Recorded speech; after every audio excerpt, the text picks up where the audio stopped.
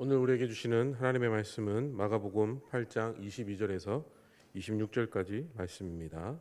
마가복음 8장 22절에서 26절에 있는 말씀입니다.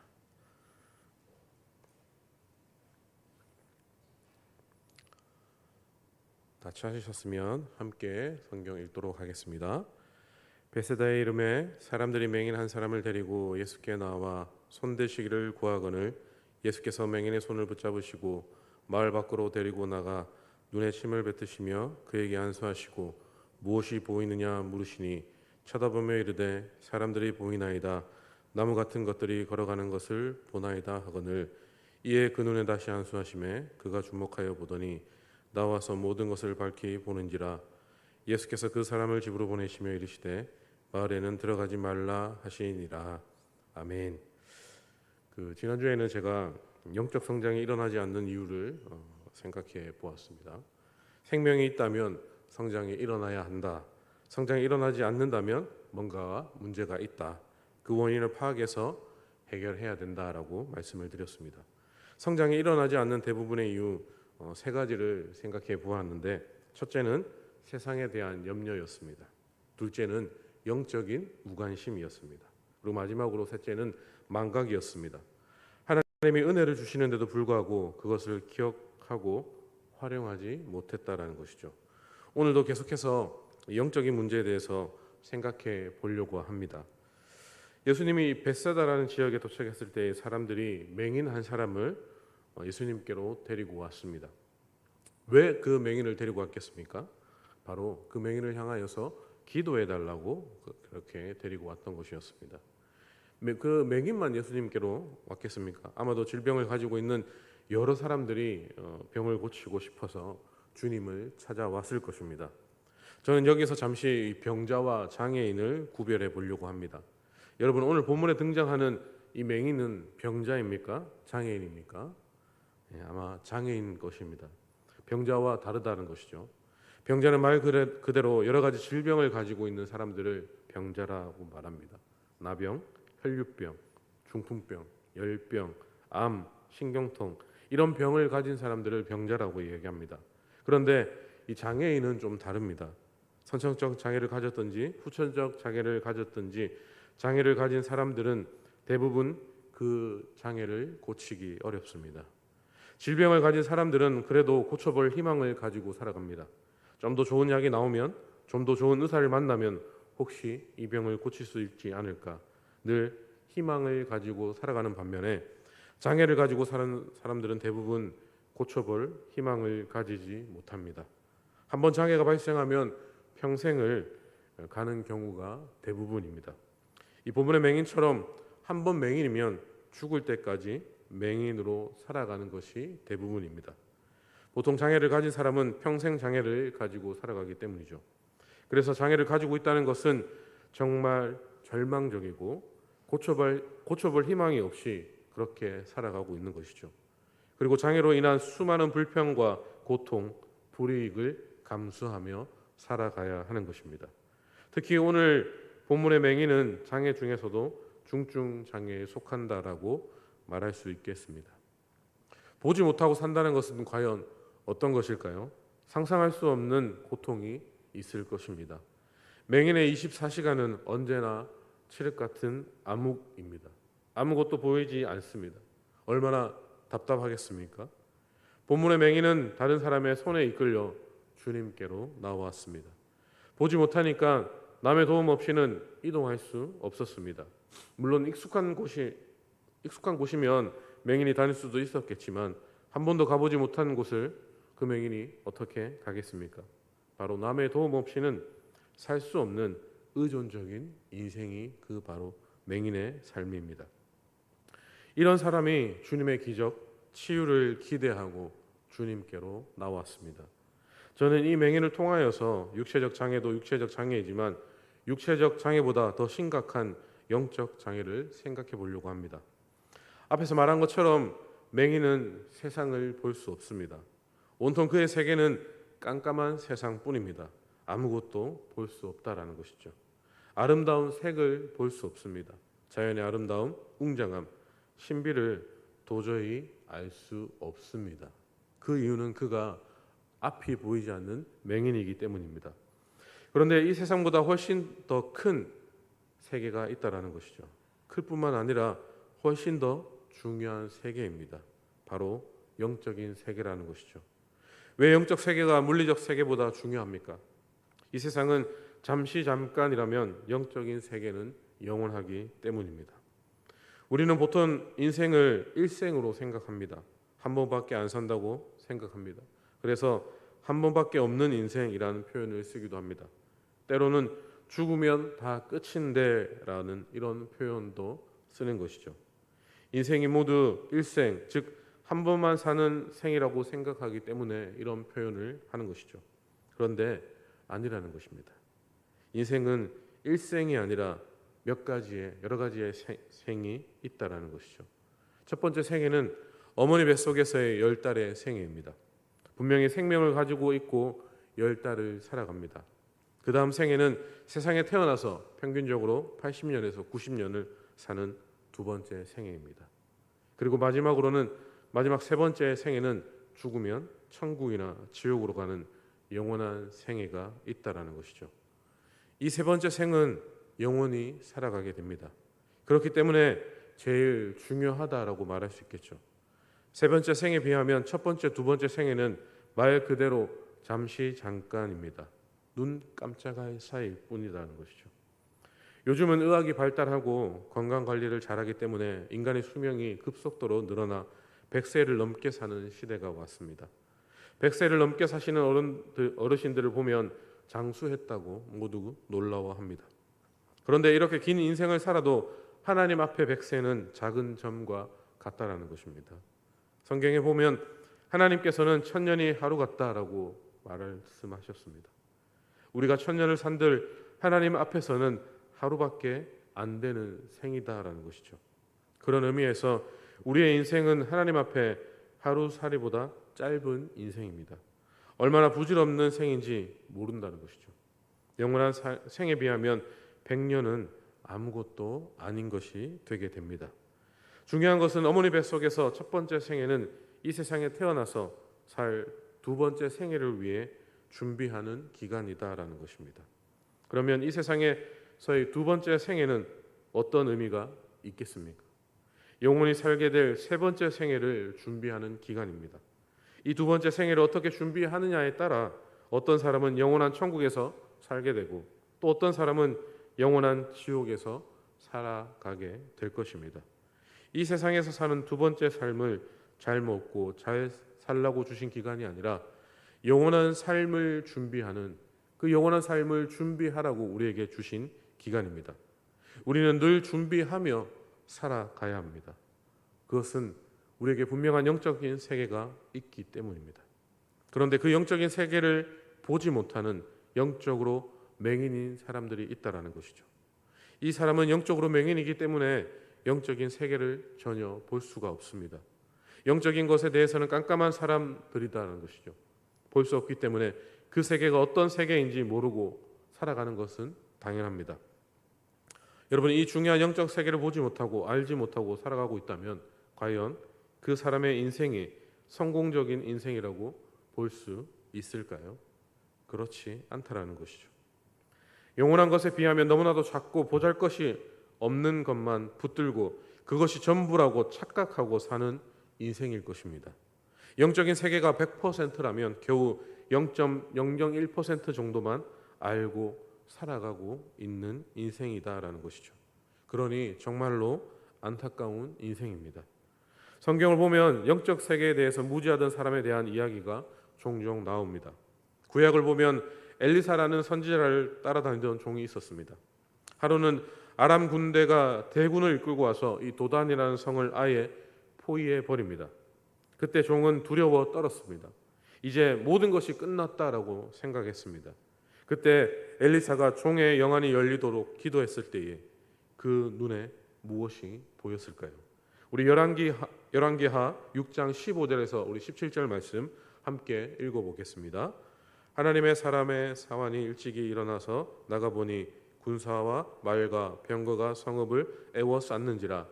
그의 사환이 엘리사에게 대답하되 내 주여 우리가 어찌하리이까 하니 대답하되 두려워하지 말라. 우리와 함께한 자가 그들과 함께한 자보다 많으니라 하고 기도하여 이르되 여호와여 원하건대 그의 눈을 열어서 보게 하옵소서 하니 여호와께서 그 청년의 눈을 여심해 그가 보니 불말과 불병거가 산에 가득하여 엘리사를 둘렀더라. 아멘. 영적인 눈을 가진 사람과 그렇지 못한 사람의 차이를 보여주고 있습니다. 영적인 눈이 열리면 영적인 세계가 보인다라는 것입니다. 신약으로 와서 보면 니고데모라는 사람이 나옵니다. 이 사람은 이스라엘의 사회 지도자요, 성경에 대해서도 해박한 사람이었습니다.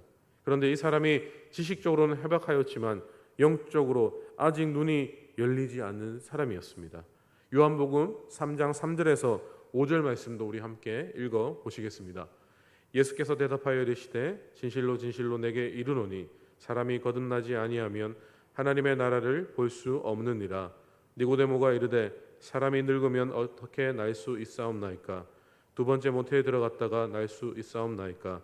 예수께서 대답하시되 진실로 진실로 내게 이르노니 사람이 물과 성령으로 나지 아니하며 하나님의 나라에 들어갈 수 없느니라. 아멘. 그는 지식인이었고 그 사회의 지도자 계층이었는데 영적인 눈이 열리지 않으니까 도대체 영적인 이야기를 이해하지 못하고 있는 것입니다. 이처럼 영적인 눈이 열리지 않으면 영적인 진리를 이해하지 못하게 됩니다. 성경을 읽을 때 어린아이도 이해할 수 있는 내용을 아무리 지식인이라도 대학 교수라고 해도 그 성경을 이해하지 못하게 될 것입니다. 또 어린아이라도 기도할 수 있지만 영적으로 어두운 사람은 지식인이라고 해도 아무리 똑똑해도 그는 기도할 수 없습니다. 그 이유는 어떻게 기도해야 하는지 모르기 때문입니다. 맹인은 앞을 보지 못하기 때문에 다른 사람의 도움을 받아 살 수 있고 그래서 의존적인 삶을 사는 것처럼 영적으로 맹인인 사람의 신앙생활은 이렇게 스스로 할 수 있는 게 아무것도 없다라는 것이죠. 아무것도 모르기 때문에 영적으로 성숙한 사람에게 물어봐야 하고 도움을 받아야 합니다. 그런데 이런 영적 맹인의 상태를 살아가는 사람들이 있습니다. 교회 안에도 있습니다. 여러분 얼마나 답답하겠습니까? 맹인의 눈이 열리듯이 영적인 눈을 열어야 하지 않겠습니까? 어떻게 하면 그 영적인 맹인의 삶에서 영적인 눈을 뜨는 경험을 할 수 있을까요? 그것은 바로 예수께로 나와야 하는 것입니다. 오늘 본문의 맹인을 보시면 그가 주님 앞으로 나왔습니다. 비록 다른 사람의 손에 의지해서 왔지만 중요한 것은 그 사람이 바로 주님 앞으로 나왔다라는 것입니까?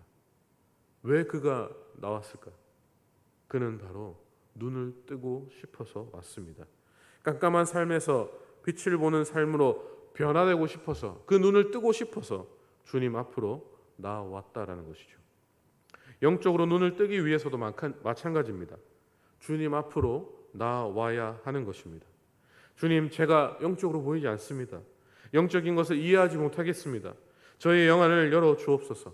그래서 영적인 세계가 보이고 이해가 되게 하옵소서. 이렇게 주님을 찾아야 하는 것입니다. 주님께 나와서 간절하게 주님을 붙잡아야 하는 것입니다. 사랑하는 성도님들, 주님께로 나와 오시길 바라겠습니다. 성경을 보면 맹인이었던 사람이 기적적으로 눈을 뜨는 사건이 소개되고 있습니다. 우리 마가복음 10장 46절에서 48절 말씀을 함께 읽어 보겠습니다. 그들이 여리고에 이르렀더니 예수께서 제자들과 허다한 무리와 함께 여리고에서 나아가실 때에 디메도의 아들 맹인 거지 바디메오가 길가에 앉았다가 나사렛 예수시란 말을 듣고 소리질러 이르되 다윗의 자손 예수여 나를 불쌍히 여기소서 하거늘 많은 사람이 꾸짖어 잠잠하라 하되 그가 더욱 크게 소리질러 이르되 다윗의 자손이여 나를 불쌍히 여기소서 하는지라. 아멘. 여러분 이 지금 본문에 나오는 이 맹인의 간절함이 느껴지십니까? 이 맹인의 간절함이 저와 여러분에게도 일어나기를 간절히 소망합니다. 얼마나 눈을 뜨기 원하였으면 주님이 자기 앞으로 지나간다는 이야기를 듣고 보이지도 않는데 주님을 향하여서 큰 소리를 질렀습니다. 나를 불쌍히 여겨달라고 크게 소리 질렀습니다. 사람들이 시끄럽다고 꾸짖는데도 불구하고 그 사람들의 이야기는 들리지 않습니다. 더욱더 크게 주님 앞에 소리를 질렀습니다. 그만큼 그가 간절했다라는 것이죠. 맹인으로 살아간다는 것이 고통이었습니다. 그렇게 간절하게 주님께 찾았을 때, 그 주님을 그렇게 부르짖었을 때에 그는 눈을 뜨게 되었습니다. 바로 그의 인생이 달라지게 되었다라는 것이죠. 이 영적인 세계는 내가 연구한다고 열리는 것이 아닙니다. 돈으로 살 수 있는 것도 아니라는 것이죠. 힘으로도 되는 것이 아닙니다. 비록 바로 간절한 사람에게, 간절하게 찾는 사람에게 열린다라는 것이죠. 하나님은 간절한 사람에게 은혜를 부어 주십니다. 간절한 사람의 기도를 들어 응답해 주십니다. 돈이 없고 권세 없어도 간절한 사람의 기도를 들으십니다. 그래서 팔복 중에 첫 번째 복은 심령이 가난한 복입니다. 제일 크고 제일 중요한 복은 영적으로 가난한 마음을 가지는 것, 하나님에 대해서 더 알고 싶은 절박한 마음을 가지는 것, 그 사람이 가장 큰 복을 받는 사람들이라는 것이죠. 성도 여러분, 영적인 눈이 떠지는 경험을 원하십니까? 그러면 주님께 나와 간절하게 구하십시오. 간절하게 구하는 자, 간절하게 주님을 붙잡는 자가 그 모든 축복을 누리게 될 것입니다. 영적인 세계를 보게 되면 이 세상은 너무나 작게 보입니다. 영적인 세계를 보게 되니까 삶이 깊어지게 됩니다. 생각하는 깊이도 달라지게 되는 것입니다. 사랑하는 운하교회 성도 여러분, 영적인 눈이 열리시길 바라겠습니다. 그리하여서 이 세상을 바라보는 것이 아니라 하나님의 세계를 바라보고 하나님의 놀라운 뜻을 발견하여서 그 하나님의 모든 축복을 누리며 살아가는 운하교회 성도님들이 다 되시기를 바라겠습니다. 예수님은 이 맹인에게 지금 오늘 본문에 보면 특별한 치료를 하십니다. 예수님은 이 맹인을 따로 데리고 마을 밖으로 나가셨습니다. 왜 수많은 병자 중에서 이 사람을 따로 데리고 가셨을까요? 그만큼 맹인의 상태가 절박하다라는 것입니다. 그래서 특별하게 예수님께서는 치유하고 싶으신 것입니다. 또 하나 주님이 이 맹인을 치유하면서 제자들에게도 큰 가르침을 주고 싶으셨기 때문입니다. 오늘 본문 앞에 보면 제자들이 영적으로 얼마나 성장이 더딘지를 살펴보았습니다. 너무나 답답하셔서 주님이 제자들에게 이런 말씀도 하셨습니다. 본문 앞절에 있는 17절, 18절 말씀입니다. 예수께서 하시고 이르시되 너희가 어찌 떡이 없으므로 수군거리느냐 아직도 알지 못하며 깨달지 못하느냐 너희 마음이 둔하냐 너희가 눈이 있어도 보지 못하며 귀가 있어도 듣지 못하느냐 또 기억하지 못하느냐. 제자들도 알지 못하고 깨달지 못하고 마음이 둔하였습니다. 그리고 눈이 있어도 보지 못하고 귀가 있어도 듣지 못하였습니다. 영적으로 거의 맹인과 같은 상태였습니다. 그러니 주님이 얼마나 답답하셨겠습니까? 그래서 이 맹인의 치유 과정을 통하여서 제자들에게도 영적인 눈을 뜨는 게 얼마나 중요한지 그 중요성을 교훈하고 가르치고 싶으신 것이었습니다. 조용한 곳으로 가신 주님은 그 사람의 눈에 안수하셨습니다. 침을 바르고 안수하셨는데 그 당시 사람들은 이 침의 치유에 효능이 있었다고 믿었기 때문에 그것을 이용하셨던 것입니다. 이렇게 눈에 기도하시고 무엇이 보이느냐 주님이 물으셨을 때에 그 사람은 보인다라고 대답하였습니다. 그런데 희미하게 보였습니다. 본문 8장 24절을 보시면 쳐다보며 이르시되 사람이 보이나이다 나무 같은 것들이 걸어가는 것을 보이나이다 하거늘. 주님이 기도할 때 보이지 않았던 눈이 보였습니다. 변화가 일어난 것이죠. 새로운 세상이 열린 것입니다. 그런데 특이한 것은 주님이 다시 기도하셨다라는 것이죠.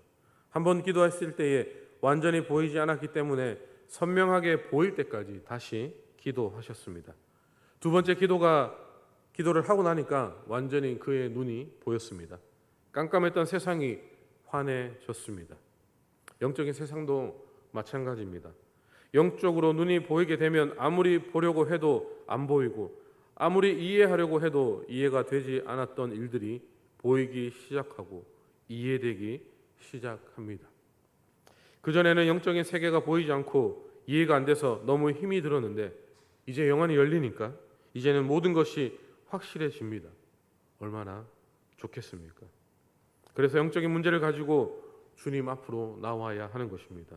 주님에게 간절하게 기도해야 한다라는 것이죠. 여러분, 주님이 이 사람을 위해 2번 기도했다는 것을 주목하십시오. 처음 기도했을 때는 희미했는데 2번째 다시 기도했을 때 확실하게 눈이 보여졌습니다. 무엇을 이야기하는 것일까요? 신앙생활을 하다가 보면 처음에는 잘 모를 때가 있습니다. 희미하게 보일 때가 있습니다. 알 듯 말 듯 할 때가 있다라는 것이죠. 기도했는데 잘 안 될 때가 있습니다. 기도를 매일매일 하는데도 뭔가 속이 시원하게 응답이 오지 않습니다. 선명하지 않습니다. 그럴 때 답답할 것입니다. 그럴 수 있습니다. 그럴 때 포기하지 말고 계속해서 기도해야 한다라고 말씀하고 있습니다. 좋아질 때까지 기도하십시오. 병의 치유를 위해서 기도할 때도 마찬가지입니다. 1번, 2번 해보고 포기하지 말라라는 말씀입니다. 계속해서 기도해야 하는 것입니다.